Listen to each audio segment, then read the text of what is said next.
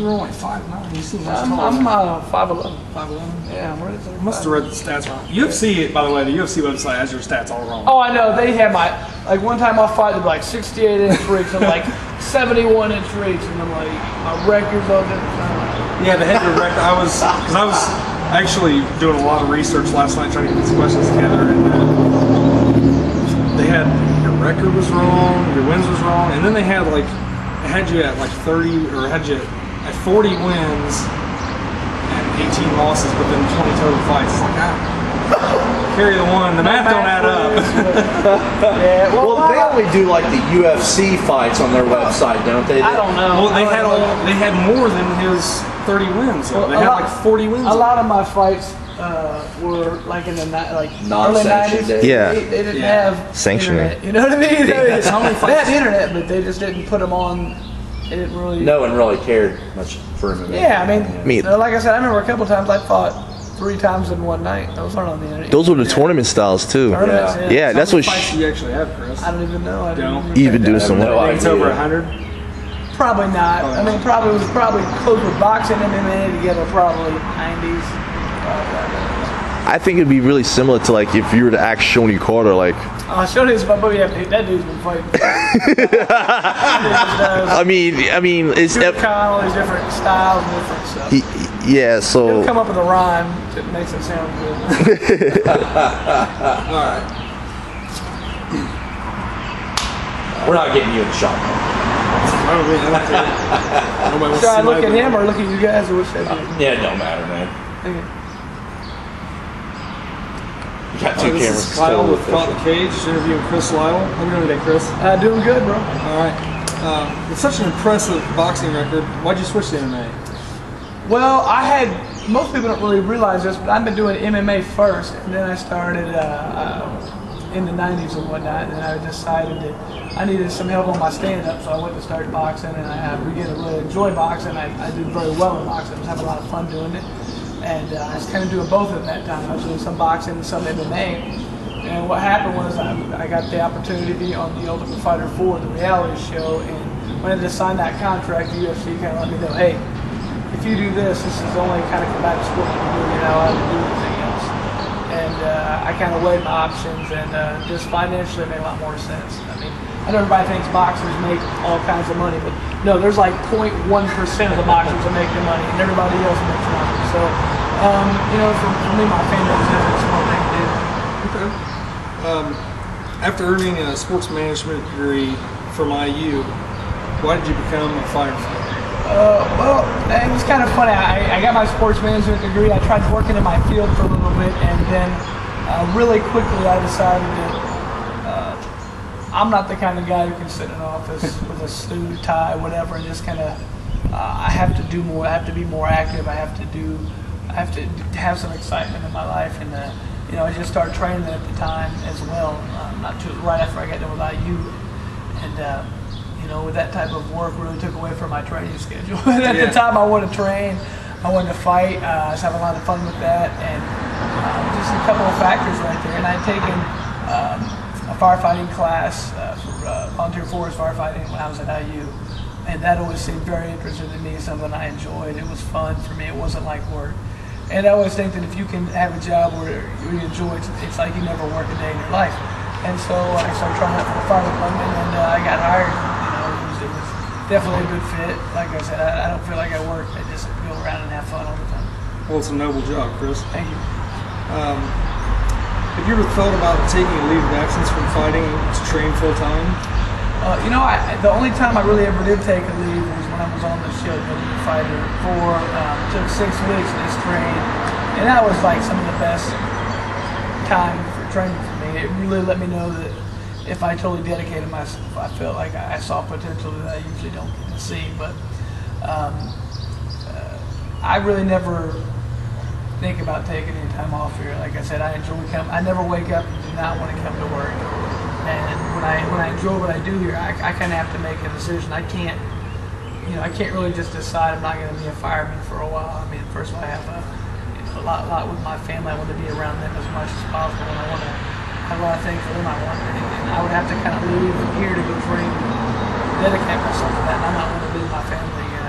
That would not like to do that. That was only miserable part about that whole experience of the show. And the way I see it right now, I feel like I moved it well. It wasn't no price fixer type thing. I'm pretty happy with how things are going, and it'll be nice if I could dedicate myself totally to that. But I mean, there's so many things I want to do in my life. I'm trying to do the best I can with what I have to do. After obtaining the Indiana State boxing title and the hook and shoot and cage rage title, you were later brought on to season 4 of The Ultimate Fighter. Can you describe your time on Tough? Well, like I was just talking, it was awesome for me. I loved it. Most people there, some of the people there were kind of, I don't know, this is hard. I don't have my phone or TV, and I was like, dude, I give a crap about a phone. I don't want a phone. I don't want a TV. I want to train with some of the best guys in the world, and actually twice a day, and just see how most people actually get to have a camp. I don't get to have a camp like that. I'm always working here at the firehouse. Going to baseball games or soccer or something with kids, trying to be 3 places at once. This was the only time I got to not do that. I got to totally focus on fighting. I felt like I got a lot better. Learned a lot about how other fighters are and different techniques, and it was great for me. I really enjoyed it. We're going to have to edit this part. Come on, dumbass. This is what we have when Kyle's doing interviews. This is constant right here. We have a lot That's of what good banter on the friends are show. for, right? Exactly. Alright. After losing to Matt Serra in the Tough finale, how rewarding was it in your win in him? Yeah. Alright. After losing to Matt Serra at the Tough finale, how rewarding was it for you to beat him in your home state? Well, that fight in the Tough finale kind of changed a lot of things about how I approached fighting and just my mentality in general. And that fight, so much was built up on it for me. How much money was there, a title shot, and whatnot. And I decided no matter what, I'm gonna try to win this fight at all costs. Not really going out there to fight. I went out there just to win, or to not lose, I should say. And I think he did the same. There was a lot of pressure on both of us, and afterwards, I lost a split decision, and I remember thinking, man, not only did I not fight the way I wanted to, I lost the fight and everything. There was no positive thing about it. So I was like, I'm never gonna fight like that again, and I haven't since then. That's why that fight was really important to me. It was a chance to go back and do that fight over again, and I didn't care really if I went out there and I let it all hang out and I would have got knocked out. I would have been fine with that. I would have known, hey, I overcame my problem. I didn't fight this the way I did last time. And to get out there and get a victory was very sweet. Just go out there and in my mind, just go out there and basically beat myself for my last fight. So it was very rewarding. I was really honored to do that. And that was. He came out there, he could have tried to fight it differently. He went out there and just tried to knock me out at the same time. So it was an awesome fight. I had a lot of fun. It was awesome to do it for my hometown. I was definitely glad I got to do that.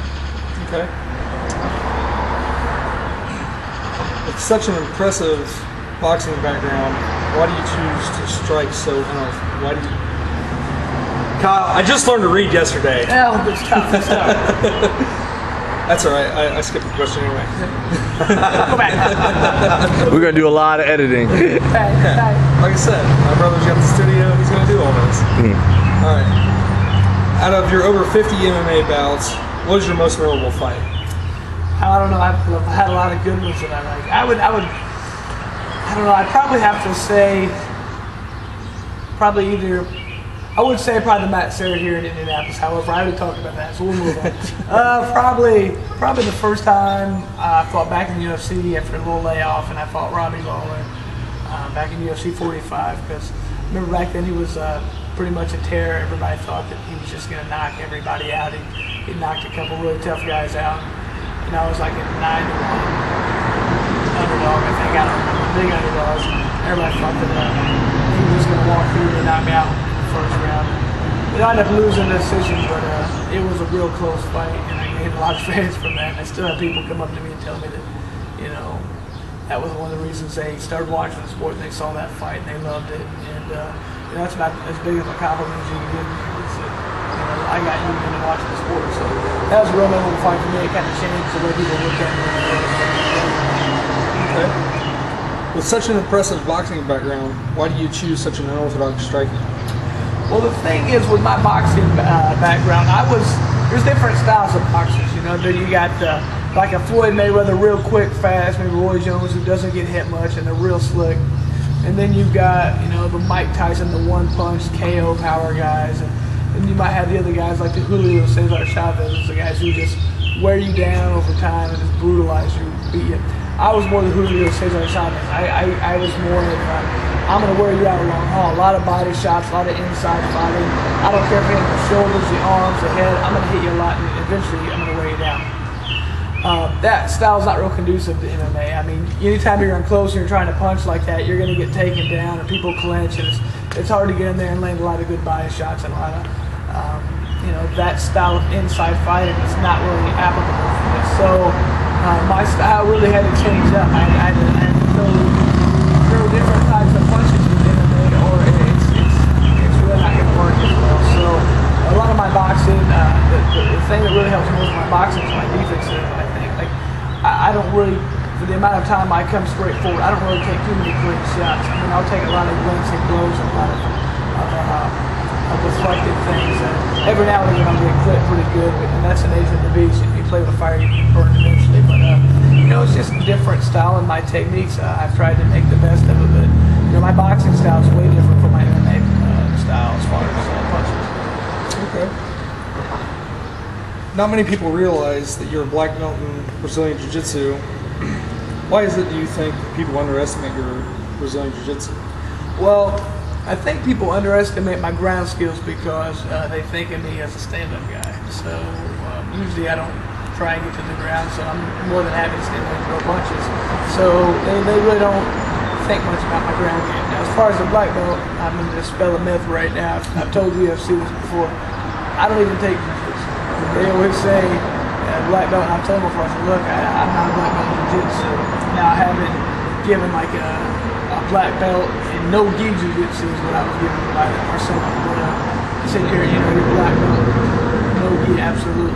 I don't even know the gi, so there's a little way for me to be good at that aspect. You know, you put me in there, somebody probably choked me with the gi choke. Very good job. I don't wear a gi in a fight, so I'm not wearing it in training. So I think I've been rolling since 1998 on the ground, no gi stuff, and that's what I'm gonna stick with. Okay. Where did the nickname Lights Out originate? My nickname, I'm a firm believer that you don't give yourself a nickname. And when people try and do that, I laugh. I'm like, absolutely not. So, my first pro boxing fight, I was brought in the guy to lose. You know, I was fighting a guy in his hometown, and I think it was an Indian on an Indian reservation. And I was like, man, this is not good. I thought my trainer told me I won the entire fight every round. I had to get the draw. Fight on a guy's home turf and you get a draw. I was pretty happy with it. So afterwards, it was a boxing match put on by Top Rank Boxing, and the guy from Top Rank Boxing said, dude, you're pretty raw. You don't have your boxing skills. I reckon, man, you're tough and you can hit hard. What's your name? I told him it's Chris Lytle. Sat there for just a second. He's like, I'm gonna follow. I'm gonna call you Lights Out Lytle from now on. All right? I was like, cool. Sounds pretty good, man. And it was funny because he goes, James Toney's done with that name. He doesn't think he's finished. And then that was before James Toney started doing real good again. Because he had like a little period there where he went from like 160 to 190. We didn't hear him. And then he did real good at 190 up to heavyweight. So it's kind of funny. Mm-hmm. He did pretty good in MMA, didn't he? Yeah. I'd fight him tomorrow. Who's your favorite fighter, Chris? Oh wow, man, that's tough. There's so many fighters out there. I mean, I don't know. Probably my favorite guy, really to watch at this point, I'd probably say is probably Anderson Silva, just to watch because a lot of people give him a lot of grief about a couple of his fights, but he's being smart. He's not going to jump in the ground against a guy who's better than him in jiu-jitsu. When he's standing up and when he fought Forrest Griffin and he's standing there with his hands down and just that's unbelievable. And just stand there moving his head from one side to the next, knocks a guy with one punch. You can keep talking about that fight because Kyle's a big Forrest fan. Well, That fight actually never happened. well, maybe it's just a dream, but if it was a dream of mine, wow, that was just so impressive to see someone who could, at that level, I mean, Forrest, like you're saying, he's a former champ. Yeah. And to stand there, go up in the weight, and then be able to do something like that to a former champ is pretty unbelievable to me. Yeah. That's the type of stuff I like seeing. So, you know, for Anderson, he likes to finish. When he finishes the fights, he's probably my favorite guy to watch. Yeah, he's definitely an impressive fighter to watch. Yeah. If you could fight anyone in any weight class, who would it be? Another tough one. You know, obviously, I like to fight George St. Pierre because, in my opinion, he's probably the best in my weight class. You know, and I always like to test myself against the best people. He's definitely one of them. I always kind of thought, like, if we were the same weight, I'm a big fan of Spencer Fisher. I like the way he fights. I think if we were the same weight, we'd put him in. Like I said, he's another one of my guys who, usually if he's on the card, I'm really excited to watch it because he puts on fantastic fights and just some good slugfest, and that's what I like to be involved with. You know, I've been involved in a lot of different fights, and anymore, those are the ones that excite me to be in. And that's why you know, I think it'd be good for me and him to fight if he could gain about 20 pounds. Yeah, he's definitely an exciting fighter to watch. Yeah. Chris, can you tell us more about your work with the IPD and the Police Athletic League? Sure.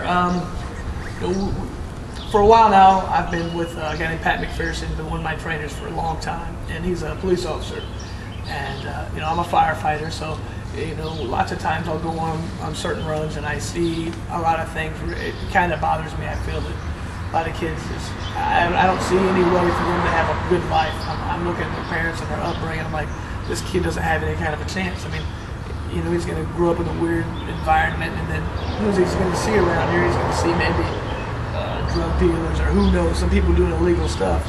And those are probably the people you're going to emulate because you want to be successful. But I feel if we could put on training centers, get the kids involved, they can see maybe a different avenue. They can see successful fighters. Hey, I'd like to do this, or they can just learn. Like I really don't ever think we'll have a world champ down here, but you know, maybe you can have somebody who can learn that if you work hard and you train hard and you dedicate yourself, you're going to be successful. And I think that's not something that comes natural. It's a learned skill. And if people don't ever see that, then they're not going to learn it. How do you expect them to be a good member of society? Well, this is one thing I'd like to have us be able to do, is to offer free training for any kids in the city like to come. You know, who's offering that? Nobody. We're free. They don't have to pay. These kids can't afford to do it. So, you know, there's a lot of people out there who complain about stuff, but what are they doing about it to help out? Nothing. So, you know, myself, Pat, Keith Palmer, we're over there trying to dedicate a few hours. Each of us dedicating some hours each week to go over there and trying to, you know, just put these kids in the environment of learning how to work plays off.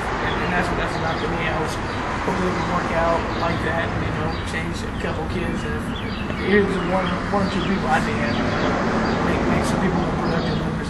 And I think that's what we need more in this country that's really lacking. Yeah. Can you tell us a little bit more about the Pepsi Refresh Everything? Pepsi Refresh Everything was awesome. It was you see, this gym we were training for these kids for Pat was embarrassing. I mean, if it's raining, there's water pouring everywhere. The mat was so disgusting, like I don't want to get on it. And it was just no equipment. It was just a bad situation. There's no money, you know. So I'm a firm believer that our government and everything we spend, state and everything, we just waste a lot of money. We spend a lot of money improperly. Everybody's got their hand out wanting more free stuff. Everybody wants a free lunch.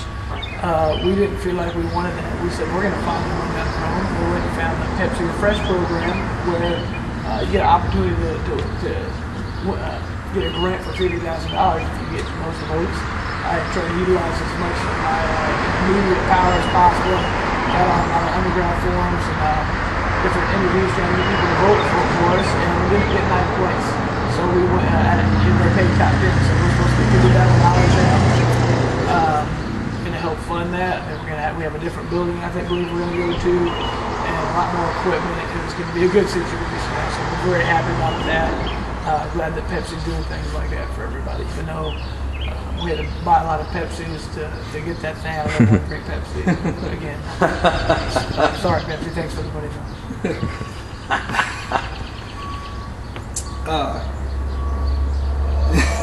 That's pretty good. Yeah, He could have given us the Pepsi. We'll take it. I poured a lot of them out. Did you? My sons, I was giving them, they were going outside and explode them on the ground. They blow up in the air. Nice. Every day I'd buy like 20 Pepsis.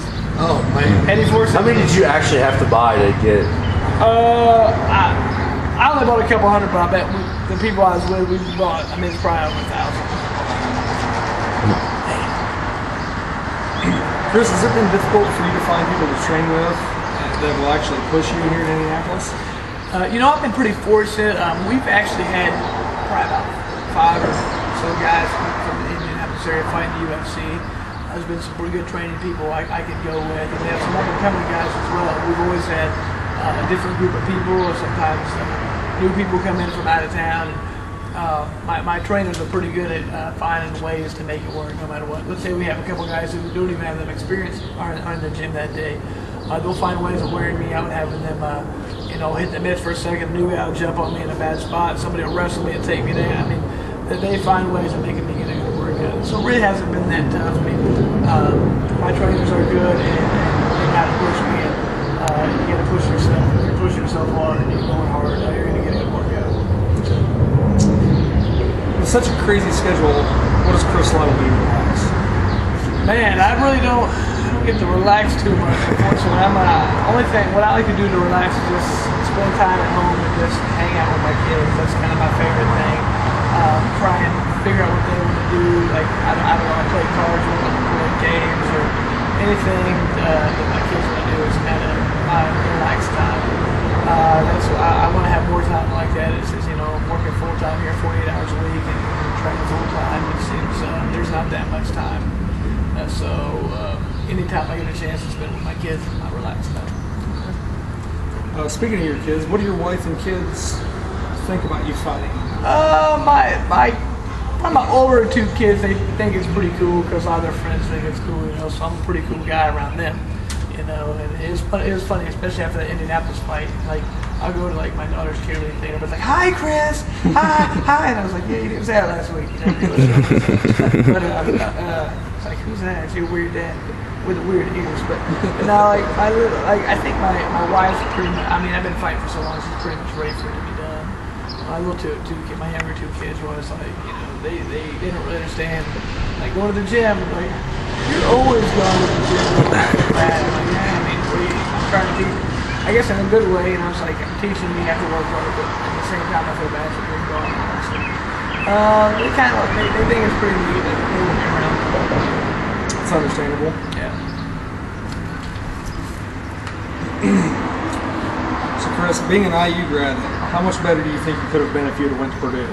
Oh. Well, I could probably be better at like computer technology or, finding the algorithms or something, or I don't know, man. Could have been an astronaut. I could probably be better at, some goofies. I don't know.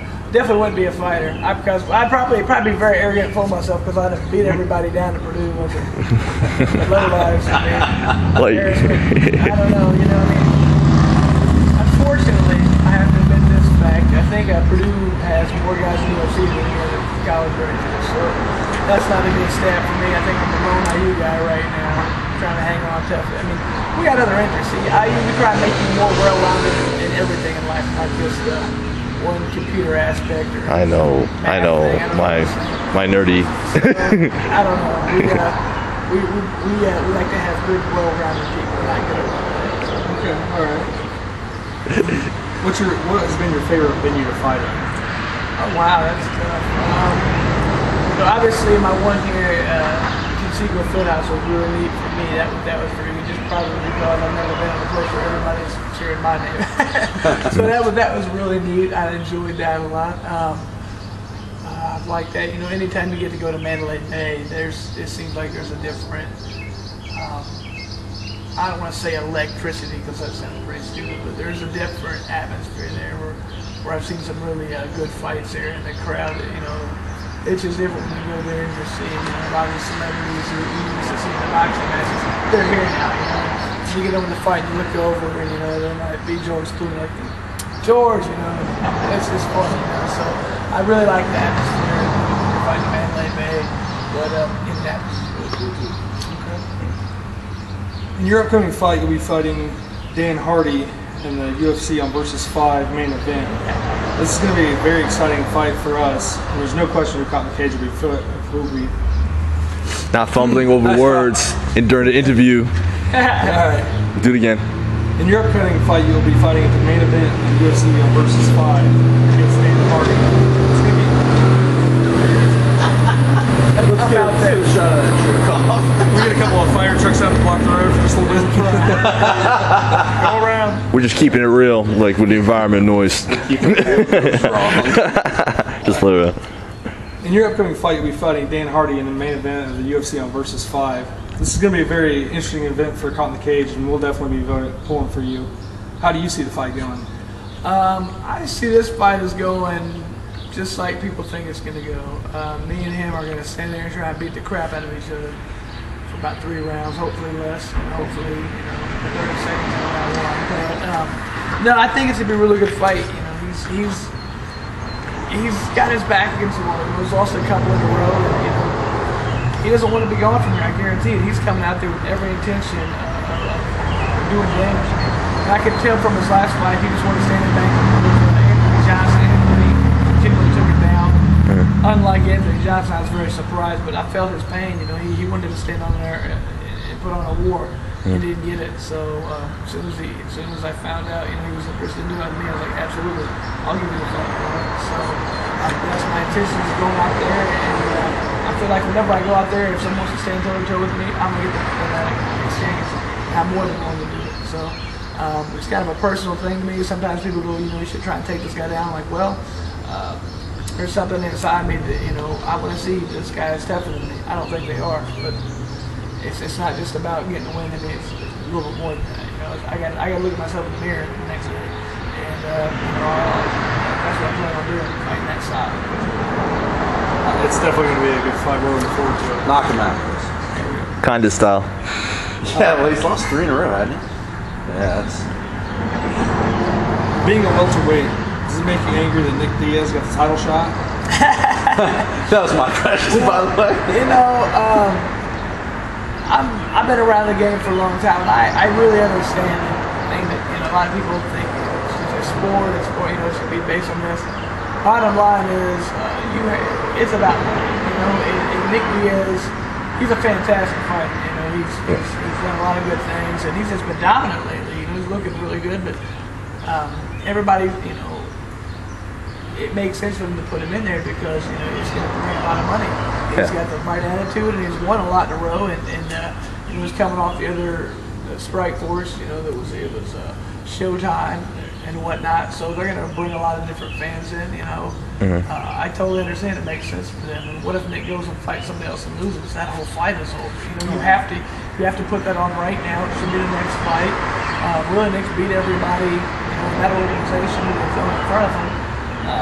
It makes sense to me too. So I'm not mad at all. I understand exactly what they're doing and what they have to do. People don't understand people have to want to watch the fights, and if not, you're not going to make the money you want to. So I'm all for them doing that. How do you see that fight going? You know what? That's going to be really. The weird thing is, I see about 5 different ways Nick Diaz wins the fight, and I see one single wins. I see take him down and hold him down. That's really it. I don't see him knocking out Nick or submitting him, and Nick could conceivably do either one to St. Pierre. So I don't really know. It could definitely be. It's going to be a very tough fight for St. Pierre and for Nick Diaz. So I'm really excited for that one. Actually, I think you never know which way that one's going to go. Okay. What advice do you have for up-and-coming fighters? For up-and-coming fighters, I would definitely recommend. The main thing is don't shy away from your weaknesses. Most guys will say, I don't like the wrestle, so they'll start working off their back a lot. Then just get real good on the ground. And I'm like, you know what? At some point, when guys do that, then you're going to get a good rest every now and again who could just hold you down and control you. Or if you don't work on your feet enough, You know, let's say you're great on the ground, but you got to get the fight to the ground. If you can't do that, you're just going to get beat up on your feet. You have to get well-rounded and train in every aspect. Don't stick with just what you're good at, because that's not going to help you in the long run. It'll help you beat a lot of the guys at the lower level. When you're at upper level, you know, you're going to be trying to catch up. And for like a 2-year period, you're going to be trying to catch up. Well, you should have done that right from the very beginning. But as soon as you start trying to get these well-rounded fighters involved, it's going to makes the sport a lot better. Well, Chris, we appreciate your time, and can we get you to say, Nice. It's like, Chris, lights out, Lytle, I've been caught in a cage? want to look at the camera before he does that? Just to. I'm still going. You gonna still go? Yeah. So which camera do you want to do it at? Yours or his? Or just Joe? You don't have to mean mug because we have goofy faces. Yeah. All right, Chris, thank you for your time, and it's been a pleasure. I'm Chris Lights Out Loud, and you've been caught in the cage. Do you want to do it with mine just in case? That was awesome. You want to do it with that one too right here? Just give it a second. Hang on. All right, ready? Go ahead. Say it. All right, Chris, thanks for your time, and it's been a pleasure talking to you. I'm Chris Lights Out Lytle, and you've been caught in the cage. Thank you.